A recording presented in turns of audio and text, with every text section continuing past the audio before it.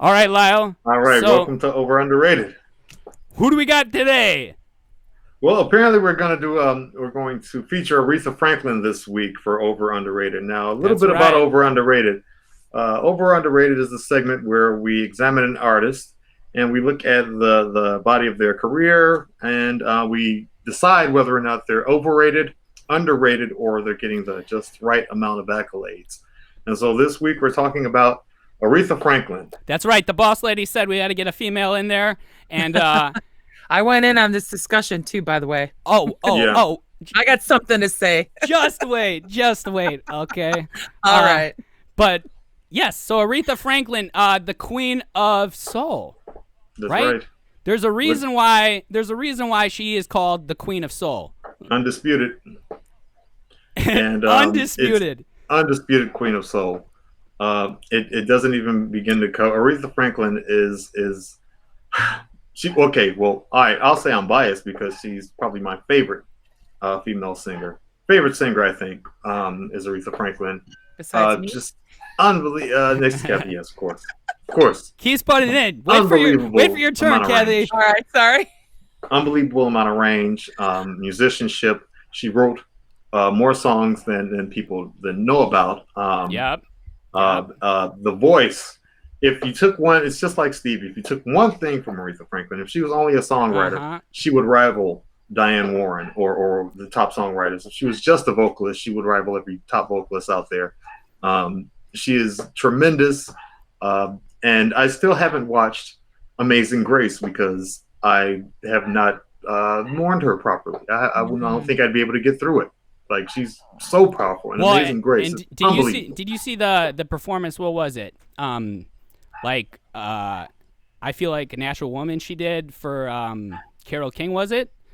Oh yeah. And it unbelievable. And she started out playing on the piano on that tune. And she was north of 60 at that time and blowing away everybody on the stage still effortlessly. Right. And I think about there's two female singers that in my mind just are years beyond everybody else. And that's Lady Day and the Queen of Soul. It's just unbelievable. Their voices, their timbres, you could be able to change it. And we're going to bring Kathy in here in a second, and she's going to be telling you a little bit about, everybody today, what's the answer? Let's see what Google has to say about this. And it's hilarious to read some of these things because how can you even compare Aretha Franklin to anybody that's out there today? You can't. Yeah. You really can't. Yeah. I mean, you don't know who. You'd have to take like four other singers and put them in a group and say, do they all sound better than Aretha Franklin now? And still you're short. And so. Kathy, I think it's your turn. Let's bring you in here. I don't think a lot of people realize that she does so much more than just sing. If you, like you said, if you're just talking about her vocal range, it's like 4-octave vocal range. It's ridiculous. Smooth as can be. Smooth as can be. And it's like she does that in almost every song. It's crazy. Yeah. Like having tried to sing her songs, some of them are right in my range. And other ones I'm like, oh my God, there's no way I can do this song. And then, then she's such an instrumentalist and can play the piano like nobody's business, jazz or soul or any R&B. And then like you said, Lyle, she's written a million amazing songs that people don't even realize she wrote. So, I mean, I don't know how anybody could ever say that she's overrated. I mean, there's no way. Yeah, right. Yeah, if Aretha Franklin's overrated, like, who are you comparing her to? Are you from the future or something? No, there's no way she's overrated. No way. No. She's definitely underrated. I mean, I just had a thought. I remember a story about, I can't remember which song she was recording. It may have been Natural Woman, where they had to place a microphone down a hall because the voice was so powerful. The microphone could not take it in. Yeah. She was like an instrument. And it wasn't just notes. It was instinct. I remember the thought now. It's called anointing. And anointing is defined in the gospel world and in Black churches as basically God has touched your voice in a way that man and no Woman. amount of education ever could. Yeah. And that's what she had like her entire life. She didn't know anything else. It would be like you'd have to teach her how to sing badly, and I don't know if she'd be able to learn it. Right. Well, and that's music. Music's ingrained in our DNA. There's Mm-hmm. something about it, and I love how people try to make it. We used to get in arguments all the time over theory. What key is this song in? What is this chord function and all this other stuff? And I love doing that just because it makes me think about why the art makes sense. But that's from an analytical perspective. Music is not analytical. It's art. It's inside of us. There's something about it. This is why people were making flutes out of bones way, way, way back in the day.